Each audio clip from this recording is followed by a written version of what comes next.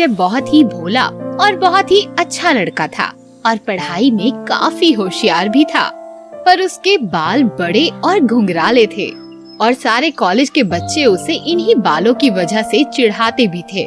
संजय घर आता और फिर रोने लगता था। वो घंटों कंघी को लेकर अपने बाल पर घुमाते रहता था, पर वो बिल्कुल भी सीधे नहीं होते। संजय बहुत ही उदास हो गया और तभी ये देख उसके पिताजी ने कहा, आज मैं तुम्हें मेला घुमाने ले जाऊंगा। और संजय अपने माता पिता के साथ मेला घूमने के लिए चला गया। उसने वहाँ काफी मजे किए, आइसक्रीम खाई, झूला झूला।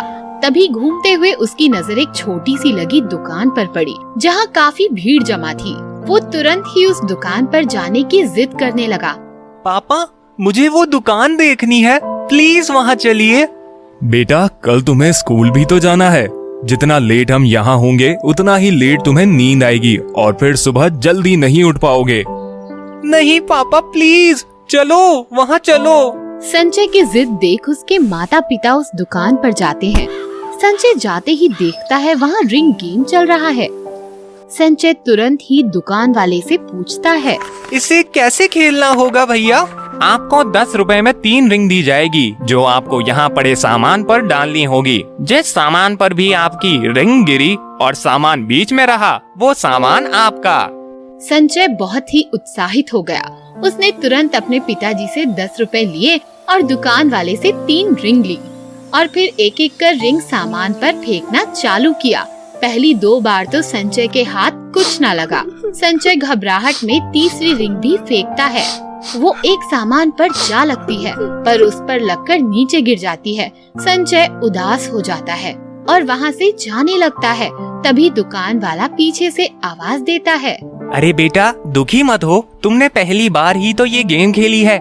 जरूरी नहीं कि हर चीज की शुरुआत में जीत ही हो, पर कोई बात नहीं, मैं तुम्हें एक और रिंग देता हूँ। तुम ये फेंक कर देखो, शायद इस बार कुछ हाथ लग जाए। संजय वो आखिरी रिंग लेकर आंख बंद करता है और टेबल पर रख सामानों के ऊपर फेंकता है।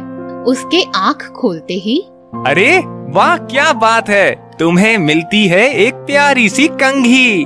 कंघी देख संजय उदास हो जाता है, पर उसके पिताजी उसे वो कंघी लेने को कहते हैं और फिर वो उसे लेकर घर चले जाता है। अगले ही दिन संजय कॉलेज के लिए उठता है और तैयार होने लगता है और फिर शीशे के सामने जाता है। उसे उसके बाल अच्छे नहीं लगते और वो उन्हें सीधा करने के लिए कंघी लेता है।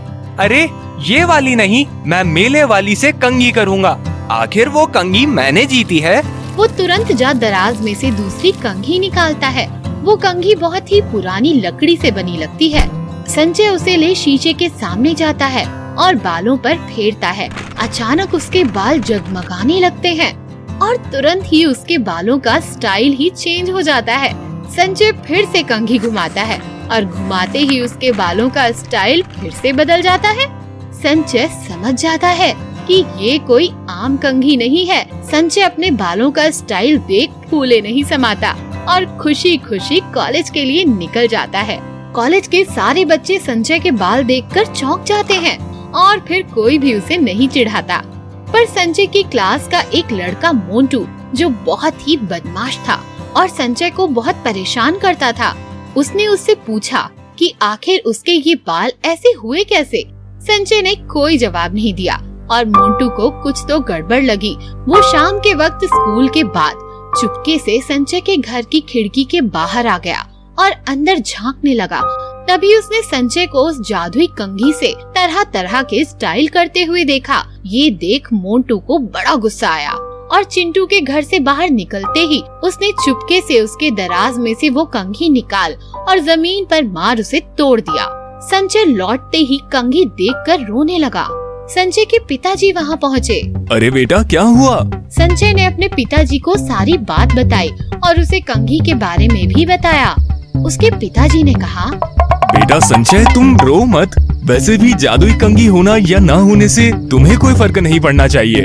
एक बात हमेशा याद रखना बेटा, जादू हमारे अंदर होता है। हम चाहे तो सब कर सकते हैं। जो भी भगवान ने हमें दिया हो, हमें उससे ही और अच्छा करना चाहिए। जैसे कि तुम्हारे बाल, तुम ये भी तो सोच सकते हो कि तुम्हारे बाल कितने खास हैं। कौन कहता है कि घुंघराले बाल खराब होते हैं? तुम्हें बस आत्मविश्वास की जरूरत है और इसी स्टाइल को अच्छा समझने की भी। संजय काफी देर तक इस बारे में सोचता है और अपने पिताजी की बात पर अमल करता है और उन्हीं बालों की अच्छी तरह से देखभाल भी करता है और साथ ही साथ अपने बालों और खुद के प्रति आत्मविश्वास भी रखता है।